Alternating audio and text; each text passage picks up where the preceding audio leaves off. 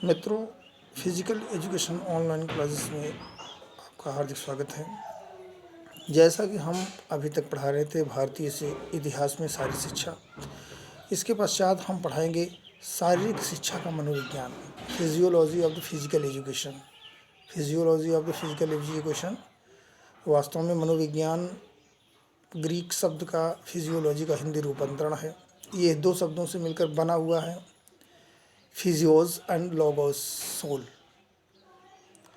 इसका अर्थ है अध्ययन और सोल का अर्थ है आत्मा, माने मन के विज्ञान की आत्मा।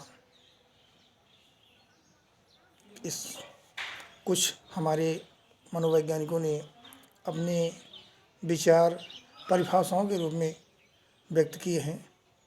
वुडवर्थ उन्होंने कहा मनोविज्ञान ने पहले अपनी आत्मा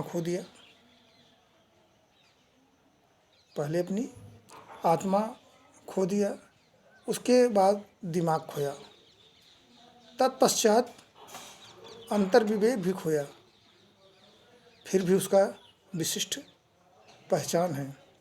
first physiology lose of the soul, then it mind, then is first conscience, it soul है the behaviour of the sorts.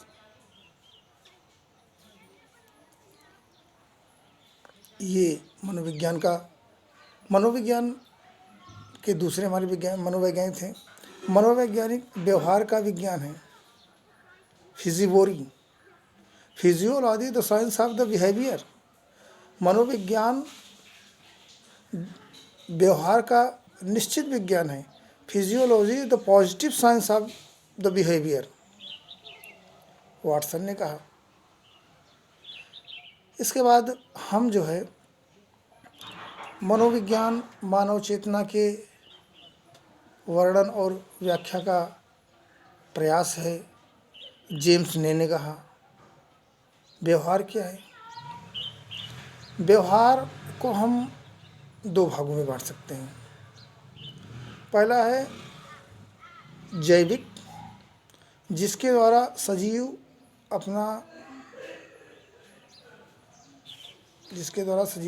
जीवित रहता है, और दूसरा है अनुकूलन, जिसे व्यक्ति स्वयं स्थापित करता है।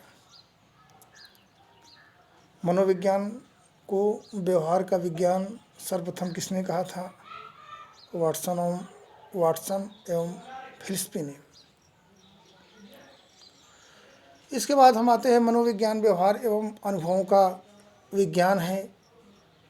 स्किनर ने कहा। मनोविज्ञान को चेतना का विज्ञान किसने कहा? जेम्स ड्रेवर ने कहा। व्यवहार परिस्थितियों के सामना करने की अनुक्रिया, इसका कथन है, जेम्स ड्रेवर ने कहा। मनोविज्ञान व्यक्ति की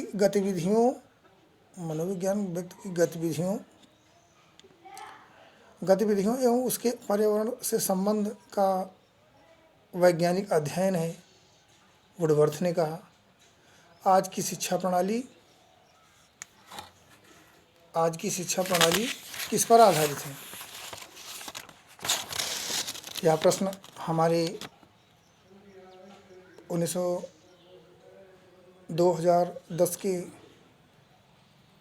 पीजीटी के पेपर में आया था कि इस समय की जो शिक्षा है वो किसके द्वारा, मतलब किससे संबंधित है? तो ये बाल केंद्रित शिक्षा है। किसके है? बाल केंद्रित।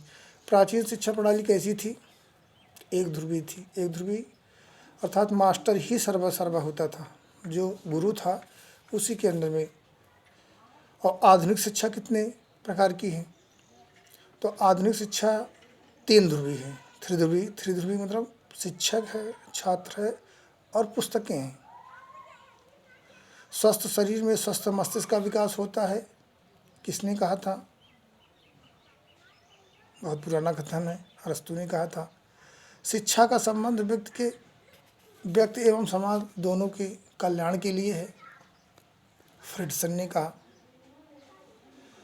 शिक्षा से मेरा अभिप्राय बालक एवं मनुष्य के मस्तिष्क का बालक एवं मनुष्य के मस्तिष्क आत्मा की सर्वोपरि अभिव्यक्ति है, महात्मा गांधी ने कहा। सारी शिक्षा का मुख्य उद्देश्य क्या है? छात्र का सर्वांगीण विकास करना। छात्र का सर्वांगीण विकास करना सारी शिक्षा का मुख्य उद्देश्य होना चाहिए। भीड़ का व्यवहार किसके द्वारा नियंत्रित होता है? भावावेश के द्वारा। भीड़ कैसे उत्पन्न होती है? देखने की जिज्ञासा के कारण।